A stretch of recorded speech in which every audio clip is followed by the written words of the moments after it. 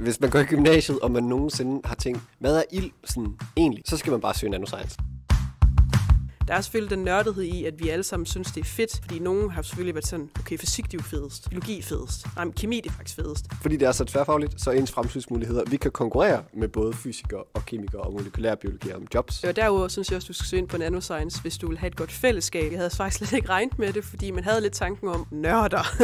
Men alle er bare så søde og så rare. Jeg synes, sammenholdet er rigtig stærkt og godt. Så man skal ikke tænke, nej, det er kun én type folk, der kan læse det her. Man tænker, at det her det er et trygt sted at være. Jeg synes virkelig, man skal vælge nanoscience, hvis man synes, at der er fysik, der er fedt, og at der er kemi, der er fedt. Hvis de to ting er flueben ved, så skal man vælge nanoscience. Man skal søge ind på nanoscience, hvis man er glad for det tværfaglige i naturvidenskab. Søg ind på nanoscience. Ja, søg ind på nanoscience. Søg ind på nanoscience. Det er sjovt. Det er fedt. Søg ind.